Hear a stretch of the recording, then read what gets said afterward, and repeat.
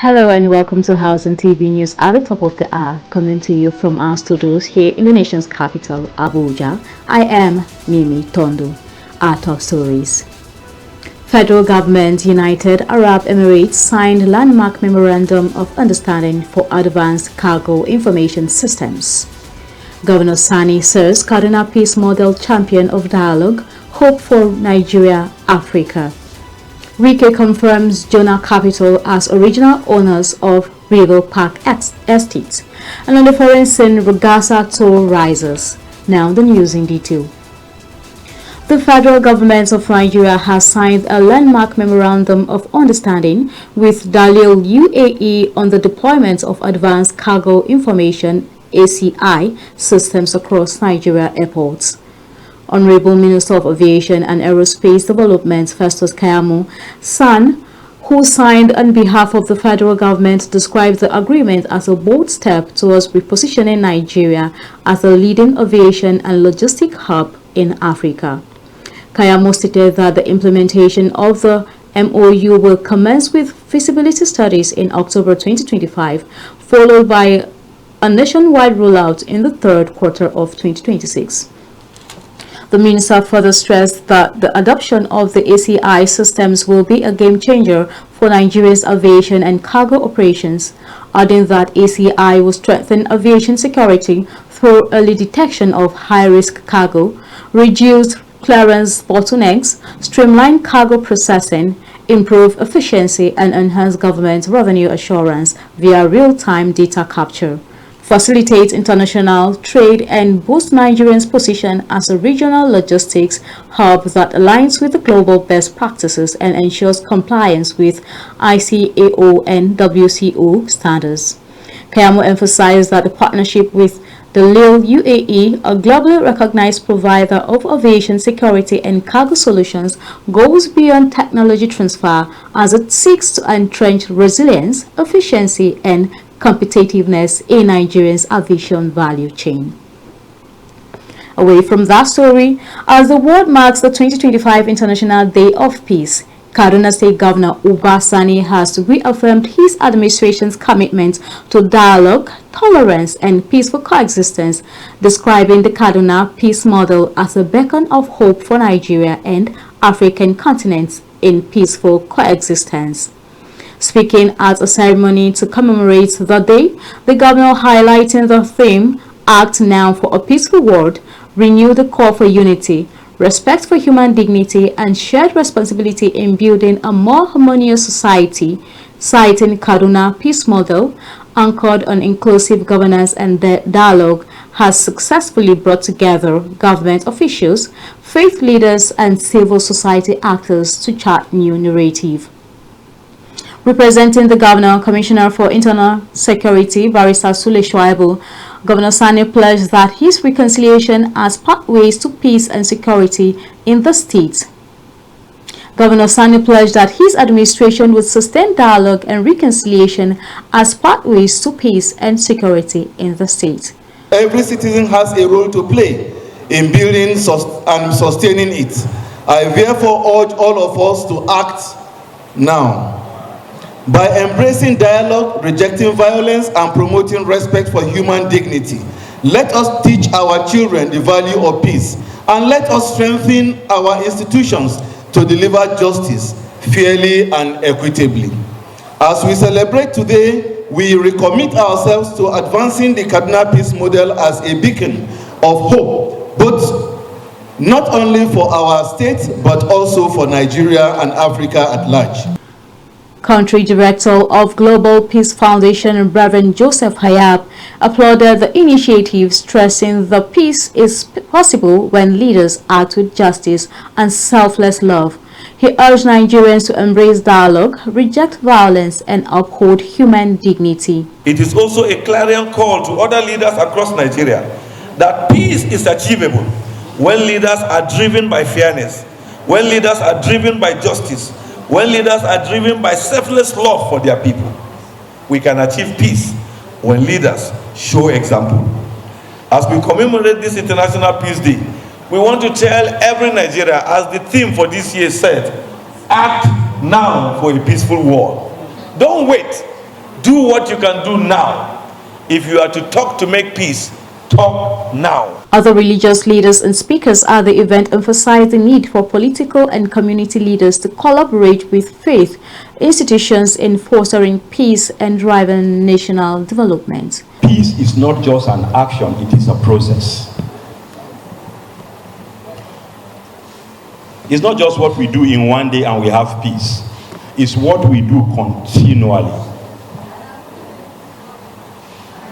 And if we do it continually, then we're able to ensure that in everything we're doing, we're promoting the concept of peaceful coexistence. And when we talk about peaceful coexistence, that means it's inclusion of fairness, inclusion of respect, inclusion for regard for the dignity of the human person. There's only one race in the world, and it's human race. But unfortunately, the whole idea of segregation and discrimination has polarized us. As we celebrate the United Nations International Day of Peace, we urge our religious leaders and our head of governments to take advantage of this role of religious leaders in fostering and promoting peace, for developing peace in our community. The Cardinal Peace Model continues to unite traditional and religious leaders, women and youth groups, civil society organizations, security agencies, and development partners in shaping a new narrative of tolerance and peaceful coexistence in Kaduna and beyond. Now in Benue State, Governor Reverend Father Hyacinth Alia has approved immediate changes at the Bureau for Local Government and Chieftaincy Affairs. Advisor in charge of the Bureau, Denen Ondaka, has been redeployed to the office of the Chief of Staff, while Barrister Ajinge Sa and Debbie Amine returned to the Ministry of Justice. Others affected include Mrs. Galu, Accountant General's Officer, Shagba Ahura, Head of Service, and Rhoda Abo, Head of Service. New appointments at the Bureau include Tena Ayu as Permanent Secretary, Tekura B. Zungwe as Director of Accounts and Finance, Sule J. Liambe as Director of Administration and Supply, Esther Osu as Cashier, and Uza Christopher Uza as Director of Local Government Service. In a related development, Mr. Noel Wande has been redeployed from BIPC to the Head of Service. The governor directed all new appointees to assume duty no later than September 24, 2025. Moving forward, a coalition of civil society organizations under the Campaign for the Protection of Workers' Rights in Nigeria has called on President of the Nigerian Labour Congress, Comrade Joe Ajaro, to resign from the union. The national coordinator of the coalition, Comrade Abubakar Ado, stated in Kano at a press briefing with the theme NLC Meddlesomeness in the Affairs of the Senate, a call for caution.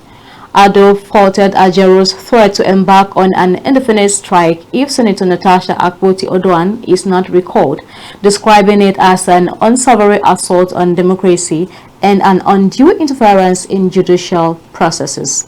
It's the fact that all of the myriads of problems confronting the nation and for which the NLC have lost its voice and failed to make any coherent statement, including the pervasive insecurity in Plateau State, Benue, Niger, and other nagging national issues, the only one that interests the NLC most is the recall of Senator Natasha Uduaghan, who was largely suspended from the Senate for breaching its standing order rules. How many times have the labor union marched in solidarity with the students who are being killed on a daily basis by Hydra-headed and monstrous bandits and terrorists across the country? This coalition notes with regret the NLC, which was created for the sole purpose of advancing the cause of the Nigerian workers, has now become a willing tool in the hands of individual politicians whose whims and caprices is now panders to a very sad reverse of its veritable role of protecting the Nigerian workers.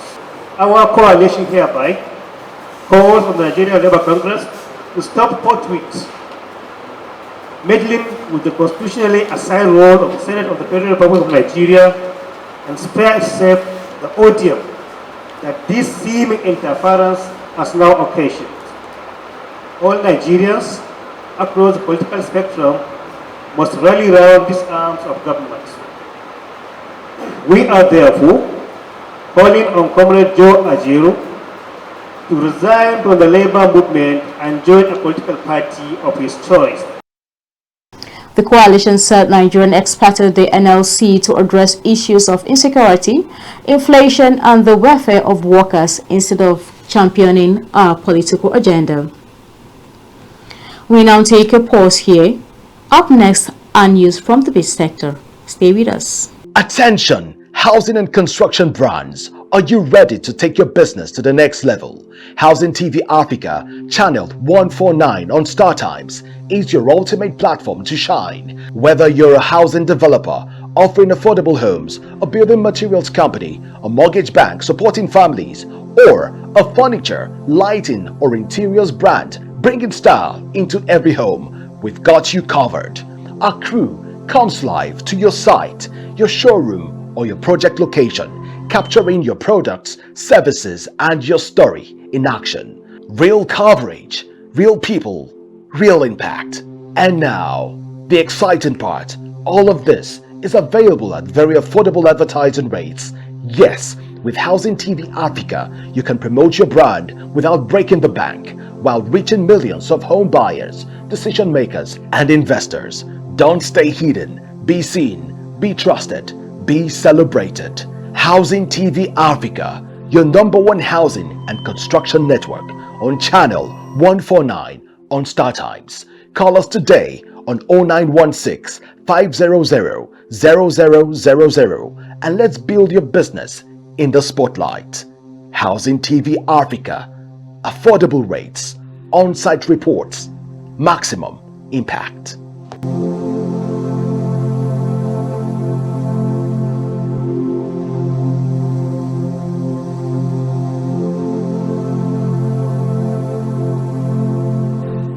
Welcome back. Glad to have you join us on Housing TV News at the top of the hour. Now to the bid sector. The Minister of the Federal Capital Territory, Nyesom Wike, has put an end to ownership controversy surrounding River Park Estate in Lugbe, Abuja, declaring Jonah Capital Nigeria Limited as a legitimate developer.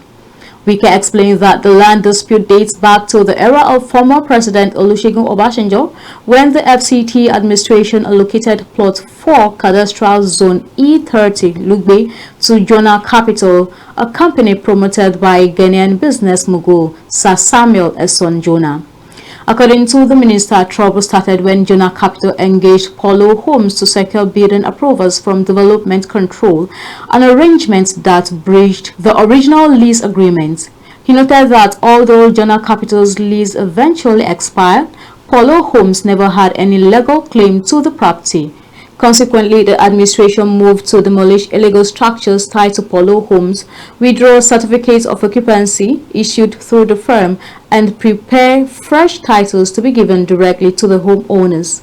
On the enforcement, Wike said the steps were necessary to resolve ownership disputes and eliminate irregularities in land administration. He also condemned the activities of the police monitoring unit led by CP Akim Fakorede and the role of former police PRO Moewa Adejobi, who publicly attributed the estate's ownership to Polo Homes despite having no legal basis.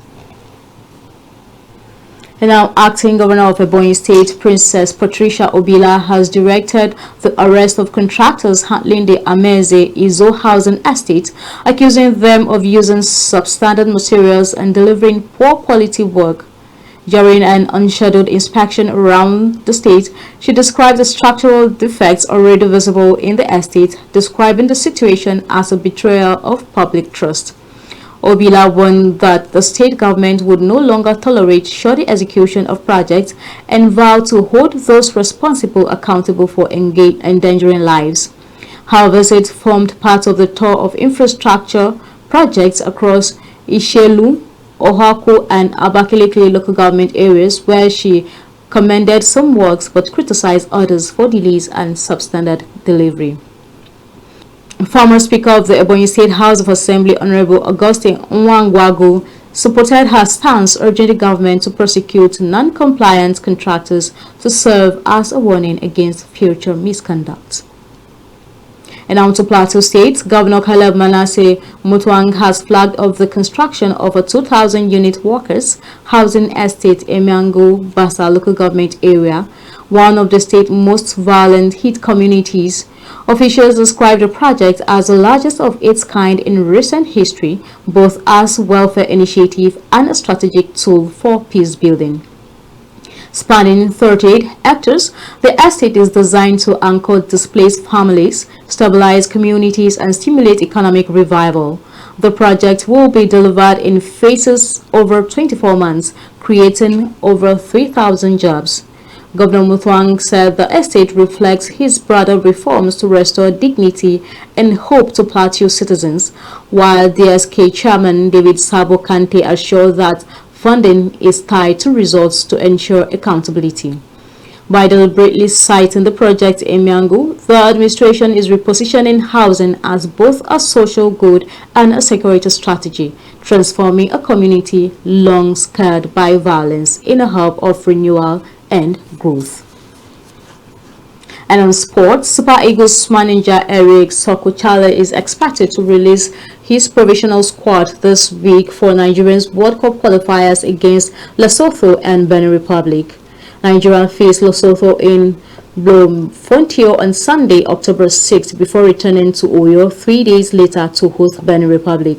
A team official confirmed Charlie has already submitted a provisional list to the Nigerian Football Federation.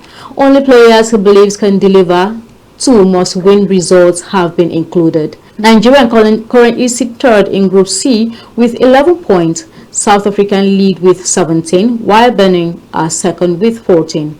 Players chosen from the Lesotho clash will fly directly from their bases to South Africa before the full team returns to Nigeria on a chartered flight.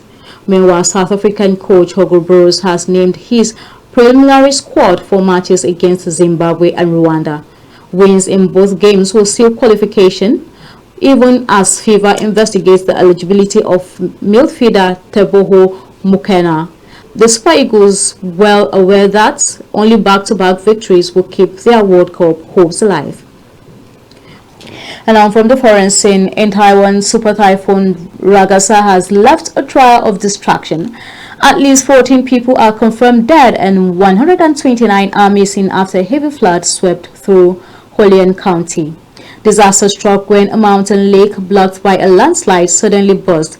Torrents of water rushed through Guangzhou, the hardest hit town, destroying homes and key bridge. Premier Chung Yong-tai visited the area today. He says rescue operations remain the top priority, but an investigation is underway into why evacuation orders failed. Officials said warnings were unclear and evacuation advice to move upstairs offered little protection. Survivors described the event as chaotic as police patrols blasted emergency alerts. The military has sent 340 troops and armored vehicles to clear roads and deliver supplies. About 5,200 residents, nearly 60% of Guangzhou's population, are now in shelters or staying with relatives. Authorities estimate the lake released 60 million tons of water, nearly the size of a major southern reservoir. China's Taiwan office has extended condolences despite tense cross-strait relations. Hualien, a tourism hub and home of many indigenous armies, took the worst hit. Typhoon Ragasa dumped more than 70 centimeters of rain on eastern Taiwan, sparking memories of Typhoon Morakot in 2009, which killed 700 people. Rescue teams continue to search for survivors as Taiwan counts the cost of yet another deadly storm. And that's how much we can take on the housing TV news at the top of the hour. But before we go, a recap of our top stories. Federal government, United Arab Emirates signed landmark memorandum of understanding for advanced cargo information systems. Governor Sani says Kaduna Peace Model champion of dialogue, hope for Nigeria, Africa. Wike confirms Jonah Capital as original owner of River Park Estate. Another for instance, we told you that Ragasa Tour rises. For more news in the housing sector, subscribe to Housing TV on YouTube and follow Housing TV on all social media platforms. Also download the Housing TV mobile app on your Google Play Store or Apple Store. Many thanks for watching. I am Mimi Tondo. Bye for now.